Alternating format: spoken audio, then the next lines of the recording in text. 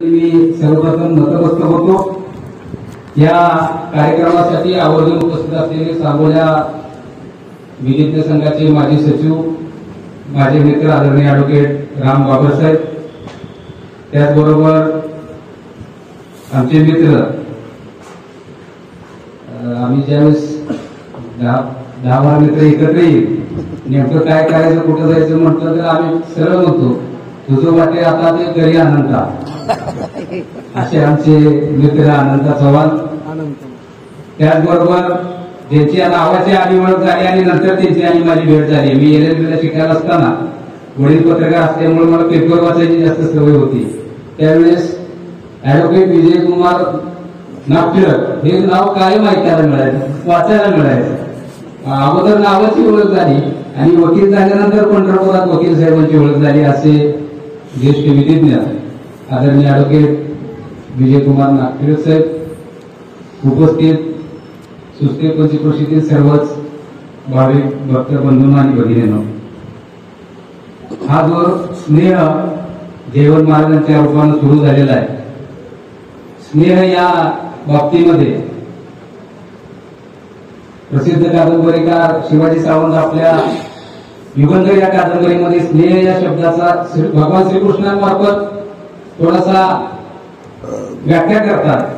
स्नेह हा जन्मोजन्मीचा जीवलळ असतो, त्याचा उगम शोधायचा नसतो, त्याचप्रमाणे त्याचा अंतही कल्पायचा नसतो।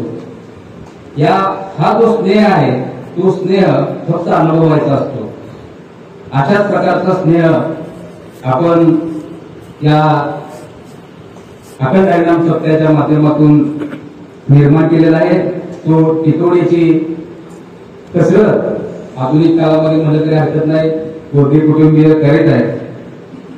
असं म्हटलं जातं की man is a social animal. ज्यावेळेस आपण मुलाला शाळेत घालतो, शाळेत त्याला एक वाक्य शिकवलं जातं, इंग्लिश मिडियमला घातलं तर त्याला शिकवलं जातं man is a social animal, आणि मराठी मिडियमला घातलं तर त्याला शिकवलं जातं मनुष्य हा समाजप्रिय प्राणी आहे।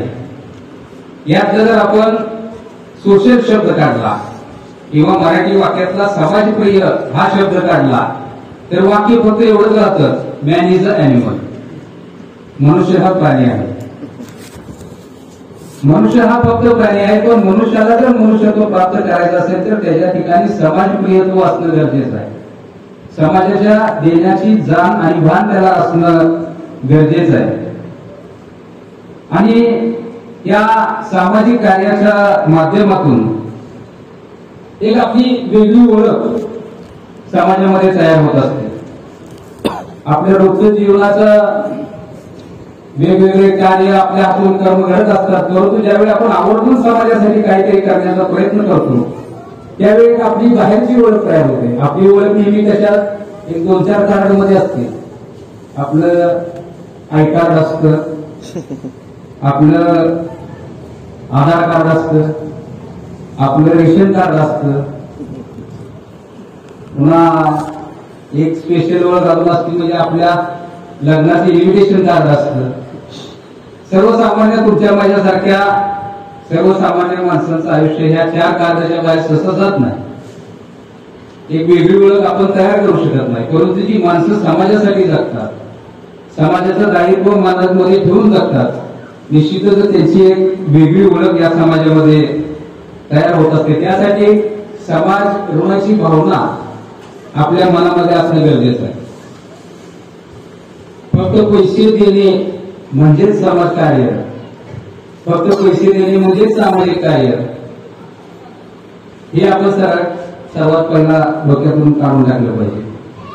आपले सोलापूरचे असणारे कविवर्य दत्ता हलसगीकर म्हणतात, ज्यांची बाग फुलून आली त्यांनी 2 फुलं द्यावी, ज्यांची बाग फुलून आली त्यांनी 2 फुलं द्यावी, ज्यांचे सूर जुळून आले त्यांनी 2 गाणी द्यावी, ज्यांची बाग फुलून आली त्यांनी 2 फुलं द्यावी, ज्यांचे सूर जुळून आले त्यांनी 2 गाणी द्यावी, आबाळा एवढी ज्यांची उंची त्यांनी थोडे खाली यावे, आबाळा एवढी ज्यांची उंची त्यांनी थोडे खाली यावे, मातीत ज्यांचे जन्म मिसळले त्यांना उचलून वरती घ्यावे, मातीत ज्यांचे जन्म मिसळले त्यांना उचलून वरती घ्यावे।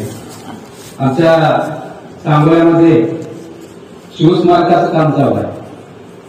छत्रपती शिवाजी महाराजांचा एक अश्वारूढ पुतळा त्या ठिकाणी बसवण्याचं काम चालू आहे. आणि 2-3 वर्षापूर्वी शिवजयंतीच्या निमित्तानं ती घोषणा केली आणि 19 फेब्रुवारीला त्या चौकामध्ये भरपूर गर्दी गोळा झाली. बरेचसे नेते मंडळी, बरेचसे उद्योजक त्या ठिकाणी आले होते आणि प्रत्येक जण आपापल्या परीनं काहींनी लाखात घोषणा केली, काहींनी हजारात घोषणा केली. हा कार्यक्रम जवळजवळ 1 तासभर सुरू होता. गर्दी होती.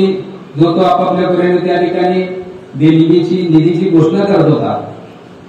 जसजशी दुपार होईल तसतस जरा गर्दी कमी झाली आणि त्या टेबल शेजारी मी बसलेलो होतो. गर्दी थोडीशी वेळ झाल्यानंतर कोल्हापूर भागातला एक मेंढपाळ आमच्या जवळ आला आणि त्यांनी सांगितलं की मला या स्मारकासाठी देणगी द्यायची आहे. मी मगापासून इतके सगळे आकडे ऐकले, परंतु माझी काही एवढी ताकद नाही. पण माझ्या मनामध्ये भावना आहे की या छत्रपती शिवाजी महाराजांनी आमच्यासाठी भरपूर काही केलेलं आहे. स्वराज्याची प्रेरणा आम्हाला छत्रपती शिवाजी महाराजांनी दिलेली आहे. त्यांच्या ऋणाची जाणीव म्हणून माझी 21 रुपयाची पावती तुम्ही फाडा. किती म्हणजे समाज ऋणाची भावना मनामध्ये असेल तर फक्त पैसेच असले पाहिजे अशी त्याला अजिबात आवश्यकता नाही. त्या व्यक्तीने 21 रुपयाची पावती फाडून ज्या ठिकाणी लाखोनी हजारोनी मोठमोठ्या पावत्या त्या ठिकाणी जाहीर होत होत्या, त्यांनी गर्दी कमी होऊ दिली आणि 21 रुपयाची पावती माझी फाडा म्हणून त्यांनी आम्हाला विनंती केली. समाजाचं ऋण जर आपल्या मनामध्ये असेल, ती जर भावना आपल्या मनामध्ये असेल आणि कुठलीही गोष्ट आपल्या मनाने ठरवल्याशिवाय होत नाही. कुठलीही गोष्ट या जगात घडण्या अगोदर कोणाच्या तरी मनात घडत असते. वर्ल्ड ट्रेड सेंटर पडलं, लादेने पाडलं. प्रत्यक्षात वर्ल्ड ट्रेड सेंटर पडण्या अगोदर कमीत कमी 100 वेळा तरी ते लादेच्या मनात पडलं होतं. त्यांनी त्याचं तसं नियोजन केलं. शतकांचं महाशतक सचिन तेंडुलकरने केलं. प्रत्यक्षात शतकांचं महाशतक साजरं करायला त्याला वेळ लागला असेल, परंतु जसजशी शतकांची संख्या वाढत जाईल तसतसे त्यांनी टार्गेट ठेवून त्याच्या मनामध्ये शतकांचं महाशतक अगोदर तयार केलं असेल. आज हा सप्ताहाचा कार्यक्रम या ठिकाणी संपन्न होतोय, तर प्रत्यक्षात जे आयोजक महाराज मंडळ आहेत त्यांच्या नियोजनामध्ये हा आता फक्त पार पडतोय, परंतु त्यांच्या मनामध्ये हे अगोदरच सगळं पार पडलेलं असणार. त्यामुळे कोणतीही गोष्ट जगात घडण्याच्या अगोदर कुणाच्या तरी मनात घडत असते. त्यामुळे आपल्या मनातून आलं पाहिजे की मला समाजासाठी काहीतरी करायचं आहे, मला समाजाचं ऋणातून मुक्त होण्याचा मी प्रयत्न करणार आहे. आणि आपल्या मनाला फक्त आपणच बंधनं घालू शकतो, दुसरं कोणीही आपल्या मनाला बंधन घालू शकत नाही. एका शाळेमध्ये एका शिक्षिकेने प्रयोग केला. त्या शाळेत 2 रंगाच्या डोळ्याची विद्यार्थी होते. काही विद्यार्थ्यांचे डोळे निळ्या रंगाचे होते आणि काही विद्यार्थ्यांचे डोळे तपकिरी रंगाचे होते.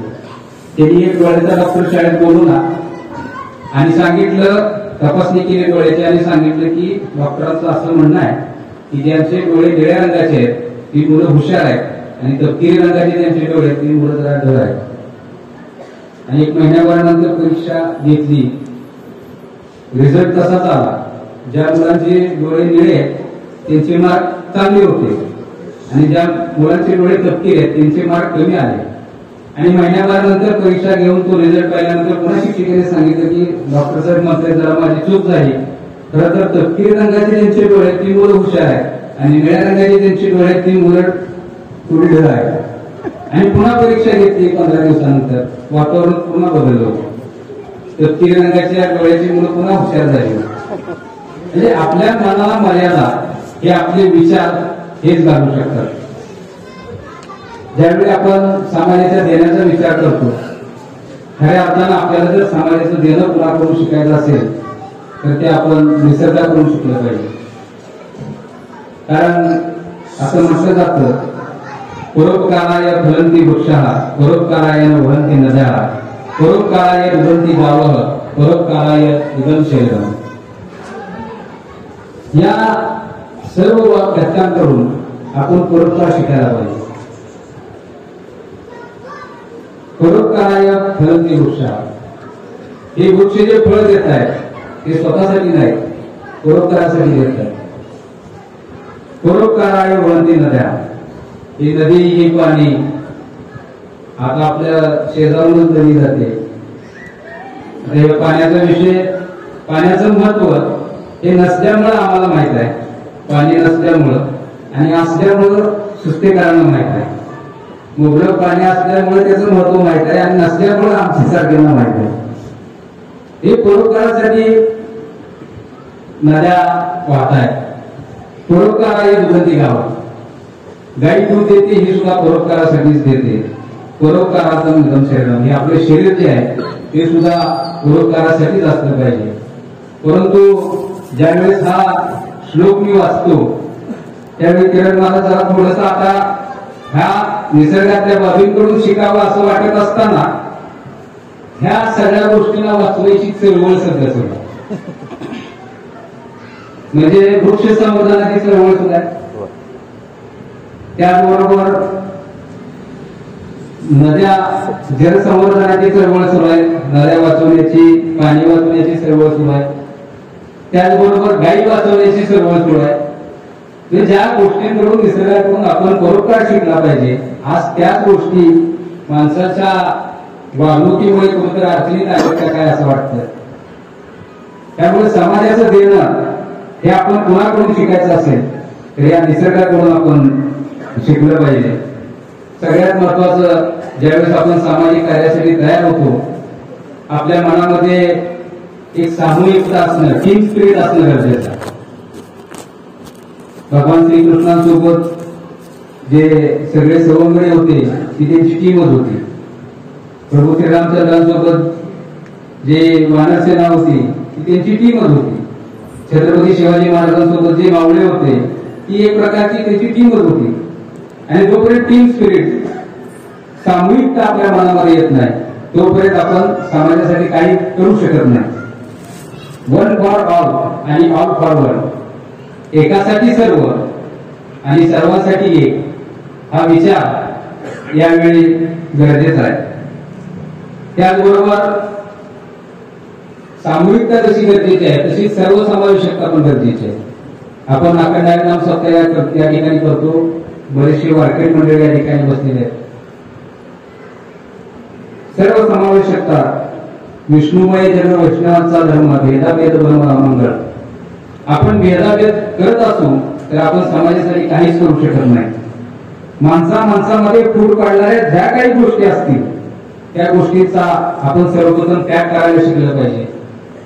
जे मावळे छत्रपतीसाठी लढले, स्वराज्यासाठी लढले, किंवा जे आपले स्वातंत्र्य सैनिक शहीद झाले, आज सीमेवरती अनेक जवान शहीद होत आहेत, या सर्वांची भावना या जातीपातीच्या पुढे जाऊन या देशासाठी, या राष्ट्रासाठी, या समाजासाठी काहीतरी केलं पाहिजे ही भावना त्याच्या मनामध्ये होती. त्यामुळे ते काम ते करू शकले. या मातीची तहान आम्ही रक्ताने भागवली, या मातीची तहान आम्ही रक्ताने भागवली, गुलामगिरीच्या काळजात ज्योत स्वातंत्र्याची जागवली, गुलामगिरीच्या काळजात ज्योत स्वातंत्र्याची गाजवली. पेटेवली रणांगणे देह झिजवला मातीसाठी, पेटेवली रणांगणे देह झिजवला मातीसाठी, मरणाच्या दारातही लढलो आम्ही प्रत्येक जातीसाठी, मरणाच्या दारातही लढलो आम्ही प्रत्येक जातीसाठी. जोपर्यंत आपण आपल्या भेद करणारे गोष्टी सोडणार नाही तोपर्यंत खऱ्या अर्थानं आपण समाजाचं देणं हे देण्यासाठी तयार होऊ शकणार नाही. आणि सुरुवातीला मी सांगितल्याप्रमाणे आपल्याकडे प्रत्येकामध्ये काही ना काही कौशल्य आहे. ते कौशल्य सुद्धा आपण समाजासाठी वापरून काहीतरी करू शकतो. प्रत्येक व्यक्तीमध्ये, प्रत्येक माणसामध्ये, माझं तर म्हणणं प्रत्येक प्राण्यामध्ये सुद्धा काही ना काही कौशल्य आहे. म्हणजे गाढव असेल तर ते माती वाहण्याचं काम करतं, कुत्रा असेल तर ते घराचं रक्षण करण्याचं काम करतं. परंतु आपण जर गाढवाकडून अपेक्षा ठेवली की तू घराचं रक्षण कर आणि कुत्र्याकडून जर अपेक्षा ठेवली की तू माती वाहण्याचं काम कर तर तिथं गणित बिघडतं. त्यामुळे आपले जे स्किल आहे, आपल्यामध्ये जे कौशल्य आहे, त्या कौशल्याचा वापर आपण समाजासाठी करून निश्चितच मोठे काम आपण समाजासाठी उभा करू शकतो. एखादा किरण अंधार असला आणि अंधारामध्ये एक जरी काजवा असला तर त्या अंधाराचं महत्व काहीच राहत नाही. यदि अंधकार से लड़ने का फैसला कोई कर लेता है, यदि अंधकार से लड़ने का संकल्प कोई कर लेता है तो अकेला जुनून भी सारा अंधकार हर लेता है. ज्यावेळी संपूर्ण अंधार असतो त्यामध्ये एकच काजवा चमकतो, तिथं त्या अंधाराची हार असते. आपल्या पहिल्या त्या अंधाराला, गिर्द अंधाराला हरवण्याचं काम तो काजवा करत असतो. त्यामुळं आपलं स्किल वापरून आपण निश्चितच समाजासाठी काही ना काहीतरी करू शकतो. परंतु त्या अगोदर या समाजाविषयी आपल्या मनामध्ये कृतज्ञ असणं गरजेचं आहे. या जगामध्ये फक्त दोनच जाती आहेत, एक कृतज्ञ आणि दुसरा कृतज्ञ. आपली कृतज्ञता जे आता माझ्याजवळ आहे त्या असण्याविषयी आपण कृतज्ञ असणं अतिशय गरजेचं आहे. आपल्यापेक्षा कितीतरी वस्तू इतर लोकांकडे नाही त्याची जाणीव आपल्या मनामध्ये असणं गरजेचं आहे.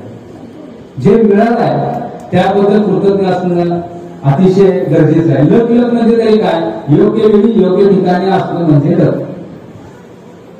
एकदा एक मुलगा आणि वडील प्राणी संग्रहालयात पाहायला जातात. प्राणी संग्रहालयामध्ये त्यांना उंट दिसतो. तो मुलगा विचारतो हा कोणता प्राणी आहे, तो म्हणतो हा उंट आहे. त्याचे डोळे असे काय, वडील सांगतात वाळवंटामध्ये वाळूपासून रक्षण होण्यासाठी त्याचे डोळे तसे आहेत.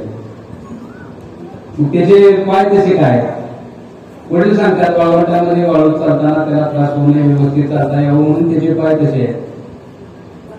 मुलगा विचारतो मध्ये त्याला ते कोंबड दिसते की कशासाठी आहे.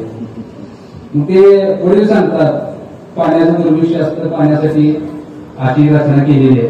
सगळं मुलगा ऐकून त्या वडिलांना विचारतो एवढं सगळं त्याला वाळवंटासाठी आहे, मग या पिंजऱ्यात काय करतो. म्हणजे निसर्गाने जरी सगळे आपल्याला हे केले तर योग्य वेळी योग्य ठिकाणी असणं म्हणजेच लक. आणि त्यासाठी आपण कृतज्ञ असणं हे गरजेचं आहे. कृतज्ञता आपल्या मातीविषयी असावी, ही कृतज्ञता आपल्या मातेविषयी असावी. माता आणि माती वेलांटीचाच फरक आहे. माता आणि माती वेलांटीचाच फरक आहे. दोन्हीपैकी एकाला जरी विसरलो तर आयुष्य म्हणजे नरक आहे, आयुष्य म्हणजे नरक आहे. त्यामुळं माता आणि माती यांच्याविषयी कृतज्ञ राहणं अतिशय गरजेचं आहे. त्याचबरोबर आपण जे कार्य हाती घेणार आहे, सामाजिक कामासाठी जे कार्य हाती घेणार आहे त्या कार्याविषयी आपल्याला असणाऱ्या त्या ज्ञानाविषयी, ज्या परंपरेतून आपण आलो त्या परंपरेविषयी, आपल्या गुरूंविषयी निष्ठा असणं अतिशय गरजेचं आहे.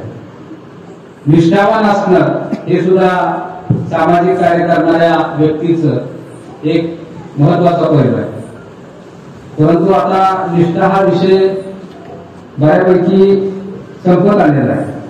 निष्ठा संपलेले आहे, निष्ठी सुरू झालेली आहे. निष्ठा हा विषय बऱ्यापैकी सर्व क्षेत्रामध्ये संपत आलेला आहे. बाहेरच्या देशामध्ये दोन भावांमध्ये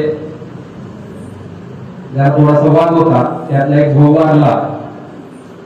वारल्यानंतर त्याला त्याचा दफनविधी केला आणि दफनविधी केल्यानंतर ते बांधकाम केलं आणि त्या बांधकामाला त्याचा दुसरा भाऊ असं वाढायला बसला. बऱ्याच लोकांना माहित होतं की ह्यांचा वाद होता. एक माणूस केला काय तुझी निष्ठा म्हणली तुझ्या भावावर, किती तुझं प्रेम, कशाला तुम्ही भांडत बसला प्रॉपर्टीसाठी. आज तो गेल्यानंतर तुला त्याची किंमत कळाली म्हणून तू इथं आज त्याच्या ह्याला सुद्धा वारा घालत बसला. त्यांनी सगळं ऐकून घेतलं त्या भावाने. त्यांनी सांगितलं बघा तू काय सुद्धा भांडण नाही. भाऊनी स्पष्ट सांगितलं की ज्यावेळेस शेवटच्या घटना मोडून होता त्याच्या लक्षात आलं आता माझी सुद्धा प्रॉपर्टी हेच होणार आहे.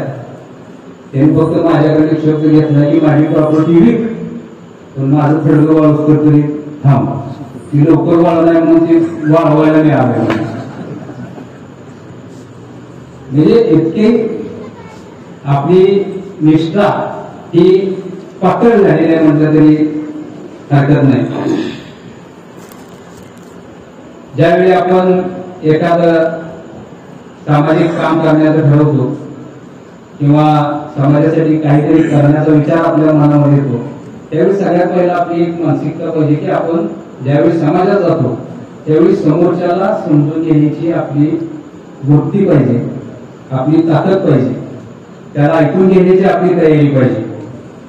कारण आपण आपल्या स्वतःच्या बाबतीत कितीही चुका होऊ द्या, आपल्या चुकाचे स्पष्टीकरण द्यायला आपण चांगले वकील असतो आणि इतरांच्या चुकाच्या बाबतीत आपण डायरेक्ट न्यायाधीश होतो. नाही तिथं तू चुकलेच, पण माझी जर चूक असेल तर मी कारण सांगणार नाही, माझी इच्छा नव्हती पण ते असं घडलं. म्हणजे आपल्या चुकांसाठी आपण चांगले वकील असतो, परंतु इतरांच्या चुकांसाठी आपण डायरेक्ट न्यायाधीश होतो. कधी कधी टेक्निकली समोरचा बरोबर असतो, कधी कधी प्रॅक्टिकली समोरचा बरोबर असतो. ते समजून घेणं आपण अतिशय गरजेचं आहे. तांत्रिकदृष्ट्या बरोबर असणं आणि व्यावहारिकदृष्ट्या बरोबर असणं ही फरक आपण समजून घेणं गरजेचं आहे. एका शाळेमध्ये एक शिक्षिका गणित हा विषय शिकवत होती. गणित विषय शिकवत असताना बेरीज हा प्रकार ती शिक्षिका शिकवत होती आणि त्यांनी लहान लहान मुलांना उदाहरण सांगितलं की मी तुम्हाला 2 सफरचंद दिले आणि नंतर 2 सफरचंद दिले, किती झाले? मुलांनी सांगितलं 4. शिक्षिकेला बरं वाटलं. त्यानंतर एका मुलाला उठून विचारलं, त्याला गणित समजलंय का नाही बघावं. त्याला विचारलं मी तुला 2 पेरू दिले आणि नंतर 2 पेरू दिले, किती झाले? मुलगा म्हणला 5.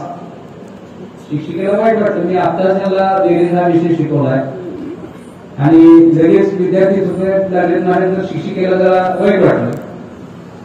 शिक्षिकेने पुन्हा पहिलं उदाहरण विचारलं, मी तुला 2 सफरचंद दिले आणि नंतर 2 दिले, किती झाले? तोच मुलगा म्हणला 4 झाले. शिक्षिकेला हेच वाटलं. पुन्हा त्यांनी फळ बदललं, पुन्हा त्यांनी विचारलं, मी तुला 2 पेरू दिले आणि नंतर 2 दिले, किती झाले? विद्यार्थी म्हणला 5 झाले. शिक्षिकेला राग आला. शिक्षिकेने चांगला अर्धा तास त्याला बदललं. थोडं 1 तासभर कोपऱ्यात जाऊन रडत बसलो आणि तासानंतर शिक्षिकेने त्याला जवळ घेतलं आणि विचारलं तू असं का करतोय? तुला ज्यावेळेस मी सफरचंदाचं उदाहरण सांगते त्यावेळेस तू बरोबर उत्तर देतोय, बेरीज तुझी बरोबर येते, पेरूच्या वेळेस गणित का चुकतंय? त्यावेळेस तो विद्यार्थी म्हणतो, बाई मला समजतंय की तुम्ही मला 2 पेरू दिले आणि नंतर 2 दिले, ते 4 होतात, पण दुपारच्या सुट्टीत खायला मी दप्तरात 1 आणलाय, ती तुम्ही धरायला. तांत्रिकदृष्ट्या शिक्षिका बरोबर होत्या आणि व्यावहारिकदृष्ट्या विद्यार्थी बरोबर होता. अडचण होती ती न दिसणाऱ्या पेरूची.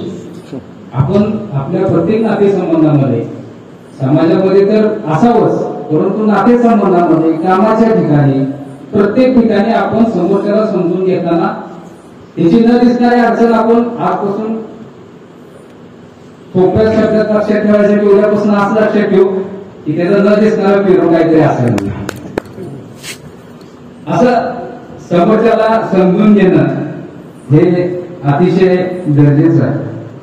आणि जोपर्यंत आपण संकुचित वृत्तीचा त्याग करत नाही तोपर्यंत आपण खऱ्या अर्थानं सामाजिक कार्यासाठी काही करू शकत नाही. कारण आपल्या घराचं जे कंपाऊंड असतं ते माझं असतं आणि जिल्हा परिषद शाळेचं जे कंपाऊंड असतं ते आपलं असतं. जिथं माझं आहे तिथं ममत्व आहे, माझेपण आहे, तिथं कोणीही काही करायचं नाही त्या कंपाऊंडला. आणि झेडपी शाळेचं म्हटलं ते आपलं आहे, तिथं आपल्या सहित सगळ्यांनी सगळं करायचं. हे माझं आणि आपलं ह्यामधलं आपण जोपर्यंत फरक समजून घेत नाही आणि एक सहज प्रवृत्ती आहे तुमच्या माझ्यासारख्या सर्वसामान्य माणसाची की जी गोष्ट माझी नाही त्याचा आपण अजिबात विचार करत नाही. लोकमान्य टिळकांनी सांगितलं, स्वराज्य हा माझा जन्मसिद्ध अधिकार आहे आणि तो मी मिळवणारच. अण्णाभाऊ साठेंनी सांगितलं, जग बदल घालून गाव सांगून गेले मला भीमराव. हे माझं मला हे महत्व जे आहे ना ते आपल्या जी गोष्ट आपली नाही म्हणजे स्वतःची माझी नाही त्याविषयी मला काहीच वाटत नाही. सुस्त्यातनं एक जण एसटीत बसला आणि बसल्यानंतर पंढरपूरला जाण्यासाठी एसटीत बसला. त्याच्या खिशामध्ये 25,000 रुपये होते. 25,000 रुपये त्याच्या खिशात असताना पुढं गाव देगाव असतो, देगावचा एक त्याचा मित्र होता, त्याच्याकडून ती सावकार होता, त्याच्याकडून जरा व्याजाचे घेतले होते. त्याच्याकडून 25,000 रुपये घेणं लागत होता. ही सुस्त्यातला बसला. योगायोगाने शेजारची शीट रिकामी होती एसटीची. देगावमध्ये तो सावकार बसला. ती येऊन जवळ बसला आणि आपल्या बऱ्याच दिवसाचा व्यवहार पेंडिंग आहे, माझी 25,000 कधी देतोय. हा म्हणता सध्या कोरोनामुळे मी अडचणीत आहे, मी काय देऊ शकत नाही, तुला व्याज मी वेळच्या वेळेला देतोय, सगळी रक्कम निवांत पुन्हा केली देईन. आता सध्या तर मला माझ्याकडे म्हणजे आपली ग्रामीण भाषेत ही काय विष खायला सुद्धा पैसे नाही, इतकं ते विनम्र करत होता. आणि सावकार त्याला तेवढ्याच दामात पैसे मागत होता. आत्ताच्या ताटात मला पाहिजे, मी पण अडचणीत आहे. ह्या दोघांचा वाद सुरू असताना पंढरपूरच्या थोडंसं अलीकड दरोडे कोर्ट एसटी अडवला. एसटी अडवल्यानंतर ते समोरच्या सीट बसूनच त्यांनी रिव्हॉल्वर वसुली चालू करतात. हे जरा मागे बसते होती. त्या ज्याच्या खिशात 25,000 होते त्या कर्जदाराच्या लगेच लक्षात आला आता हे 25,000 दरोडेखोराचे होऊन जाणार, त्यापेक्षा ह्याचा व्यवहार भेटलेला काय वाईट आहे म्हणजे जर तुझी 25,000 पुन्हा काय आता मला मागू नको. सावकाराच्या पण लक्षात आलं ही घेऊन पुढे मला मिळणार आहे का, दरोडेखोराला जाणार आहे का. सावकार पण लगेच म्हणला आहे मी तर काय माणुसकी सोडली आहे का म्हणजे असं कुठं असतंय का, तू अडचणीचा एवढा कोरोना आलाय मला कळते, मग तुला कोण वेळची वेळ देतो नको राहू दे तुला. हे म्हणायचं घे ते म्हणायचं राहू दे, कारण ते 25,000 जाणार होते दरोडे खेळायचं ताब्यात. ही गोष्ट माझी राहत नाही, त्याच्याविषयी आपल्याला ममत्व राहत नाही. आणि यातून मग जोपर्यंत हा समाज माझा आहे, हे राष्ट्र माझा आहे, हा देश माझा आहे, ही भावना जोपर्यंत आपल्या मनामध्ये तयार होत नाही तोपर्यंत खऱ्या अर्थानं आपण समाजाचं देणं हे घेऊ शकत नाही. हे काम करत असताना कामाची सुरुवात कशी होईल, लोक मला साथ देतील का, लोक माझ्याबरोबर येतील का, माझी गावकी काय म्हणेल, माझी भावकी काय म्हणेल, असे अनेक विचार आपल्या सर्वसामान्य माणसाच्या मनामध्ये येऊ शकतात की जे विचार या महापुरुषांनी कधीच केले नाही. एक ध्येय ठरवलं, त्या ध्येयाच्या जीवन ध्येयासाठी त्यांनी आपलं जीवन समर्पित केलं.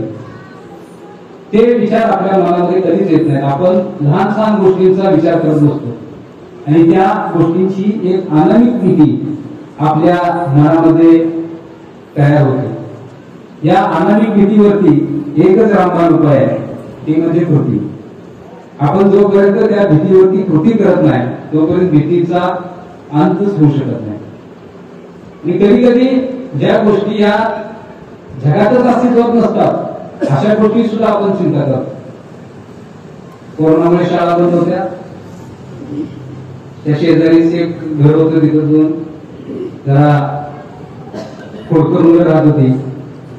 त्यांना समजलं आता शाळा उघडणार आहेत म्हणून, आणि शाळा उघडणार आहेत म्हणून समजल्यानंतर त्यांनी उद्या शाळा उघडणार आहे म्हटल्यानंतर आदल्या दिवशी 3 शेळ्या पकडून आल्या आणि त्या शेळीवर नंबर टाकले, 1 नंबर 2 नंबर आणि 4 नंबर, आणि त्या शेळ्या कंपाऊंडच्या सोडून दिल्या.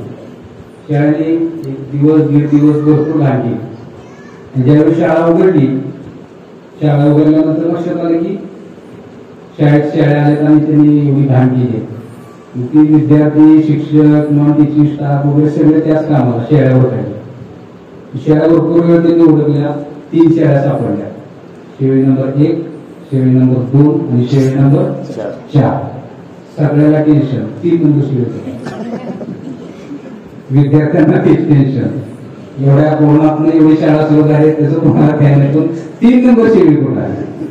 विद्यार्थ्यांना तेच टेन्शन, नॉन टीचिंगला तेच टेन्शन, टीचिंगला तेच टेन्शन, मुख्याध्यापकाला तेच टेन्शन. त्यांनी वर्ग त्यांच्या पंचायत कळवलं असा सुद्धा आहे 3 नंबर शेळी सापडणार, त्यांना पण तेच टेन्शन, त्यांचं विजिट कोणा शाळेला. या जगात 3 नंबर शेळी अस्तित्वात नव्हती. तर त्याची एक अनामिक भीती त्या सर्वांच्या मनामध्ये तयार झाली होती. अशा प्रकारे अनामिक भीतीमध्ये आपण आपलं जीवन जगत असतो. त्या भीतीवर एकच रामबाण उपाय असतो आणि ती म्हणजे कृती. ज्यावेळी लोक काय म्हणतील ह्याचा ही भीती जर आपल्या मनामधून काढून टाकली तर खऱ्या अर्थानं आपण समाज कार्यासाठी सामाजिक कामासाठी सिद्ध होऊ शकतो. सामाजिक कार्य केल्यानंतर मनुष्य हा मृत्यूनंतर सुद्धा कार्याच्या रूपानं जिवंत राहू शकतो. त्याचे एक उदाहरण मी या ठिकाणी आपल्याला थोडक्यात समजावून देतो. कुठून आपले तुमचं नाव काय? विश्वास विश्वास चव्हाण यांचं नाव आहे. तुमच्या वडिलांचं नाव काय? हनुमंत चव्हाण यांच्या वडिलांचं नाव. तुमच्या आजोबांचं नाव काय? शंकर. पंजोबांचं काशीनाथ. त्यांच्या वडिलांचं तुमचं नाव काय बघा? विश्वासराव. धन्यवाद. बसा. विश्वासरावांना विचारला हा प्रश्न मी फक्त त्यांना विचारला नाही, बसलेल्या माझ्यासहित प्रत्येकाने विचार करावा. माझं नाव, माझ्या वडिलांचं नाव, माझ्या आजोबांचं नाव, फार फार तर माझ्या पंजोबांचं नाव मला माहित आहे. त्यांच्यावर एखाद्या कोणाला माहित असेल म्हणजे एक 4 पिढ्या, एक 4 पिढ्यांची नावं आपल्याला माहित आहे. एक पिढी आपण साधारणपणे 30 वर्षांची धरू, 40 वर्षांची धरू. एक 150 वर्षापूर्वी आपले पंजोबाचे वडील त्यांचं नाव आपल्याला माहित नाही, ते या पृथ्वी तलावरती अस्तित्वात होते. 150 वर्षापूर्वी झालेले आपले पूर्वज की ज्यांचे वंशज म्हणून आज आपण या समाजामध्ये वावरतो, 150 वर्षापूर्वी झालेले आपले पूर्वज आपल्याला माहित नाहीत, परंतु पावणे 400 वर्षापूर्वी झालेले छत्रपती शिवाजी महाराज पुस्तकाच्या हृदयामध्ये हे खऱ्या समाजाचं ऋण आहे. आणि समाजासाठी जगल्यानंतर आपण मृत्यूनंतर सुद्धा किती काळ जगू शकू. चंद्र सूर्य असेपर्यंत काही नाव राहणार आहे की त्यांच्या सामाजिक कार्यामुळे राहणार आहे. हे समाजाचं देण्याची जी जाणीव आहे ती आपल्या मनामध्ये कायम असली पाहिजे. आणि ते काम करत असताना आपल्याला सगळ्यात पहिली कोणती असेल तर स्वतःची ओळख असणं गरजेचं आहे. मी कोण आहे. 2 वाक्य आपल्या ग्रामीण भागात कायम आपल्याला ऐकायला मिळतात. तू कोण लागून गेला, तुला मी चांगलाच ओळख, ही एक वाक्य. आणि दुसरं वाक्य तू मला ओळखत नाही मी कोण आहे. ही 2 वाक्य कायम आपल्याकडे आहे. मग आपण खरंच कोण आहे. माझं असं म्हणणं आहे आपलं 3 अस्तित्व घेऊन आपण या समाजामध्ये वावरत असतो. सगळ्यात पहिलं अस्तित्व जे लोक आपल्याला समजतात ते. दुसरं अस्तित्व आपण स्वतःला समजतो ते.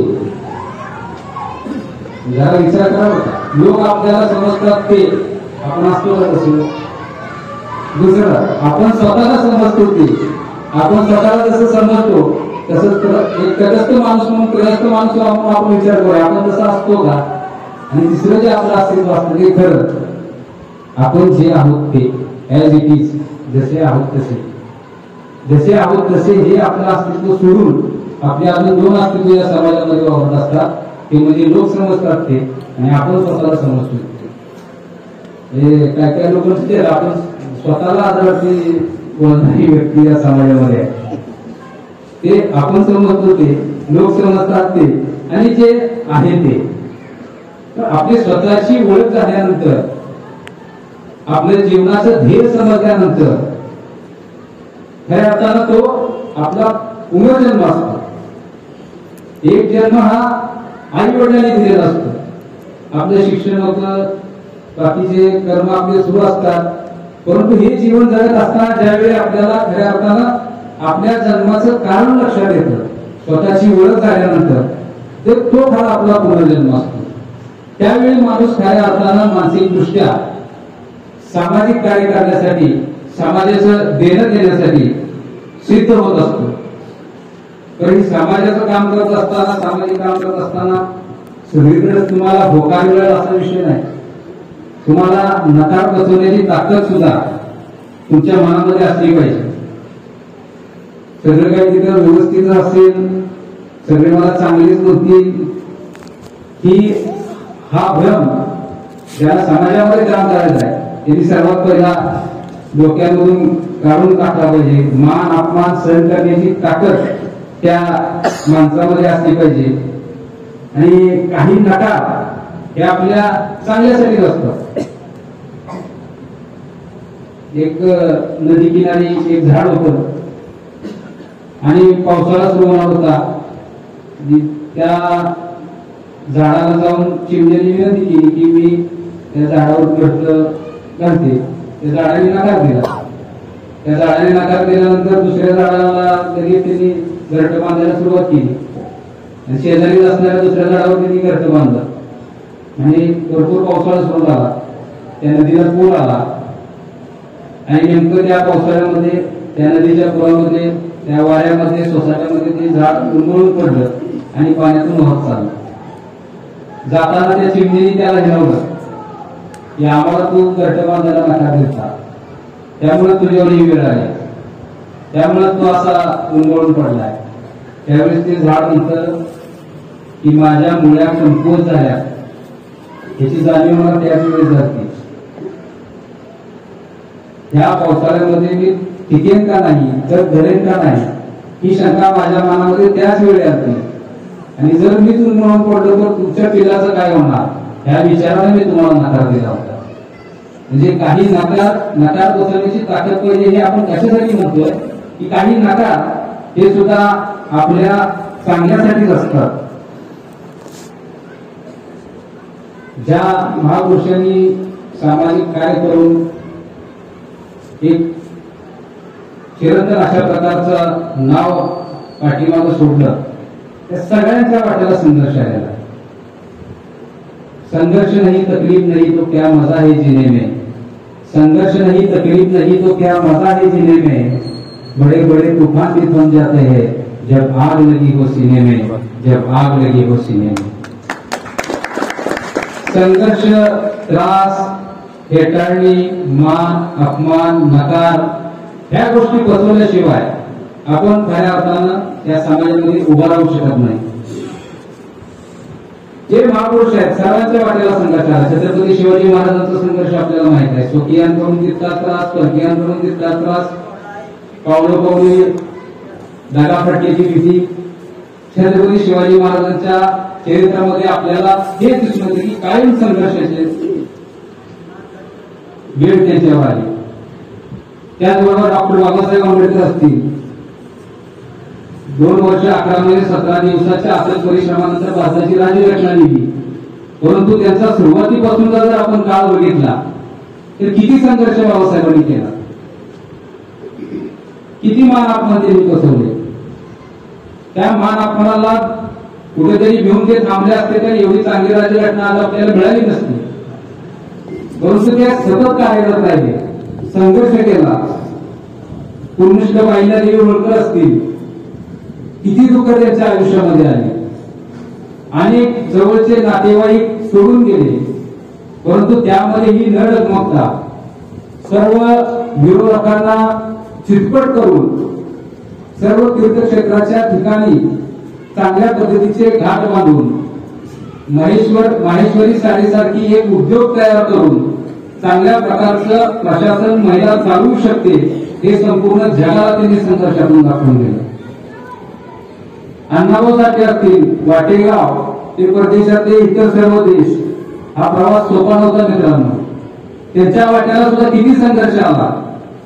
लोकशाहीर अण्णाभाऊ साठे असतील, छत्रपती शिवाजी महाराज असतील, डॉक्टर बाबासाहेब आंबेडकर असतील, पूर्णश्लोक अहिल्यादेवी होळकर असतील, भगतसिंग, राजगुरू, सुखदेव, चंद्रशेखर आझाद, अनेक महापुरुष आहेत की जे आज गेल्यानंतरही आपल्या हृदयामध्ये आहेत. त्यांच्याकडून आपण संघर्षाच्या एक कण जरी आपण घेतला तरी आपण बरंचसं काही काम या काळामध्ये उभा करू शकू.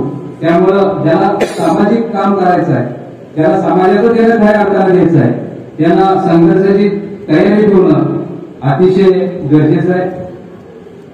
मला यायला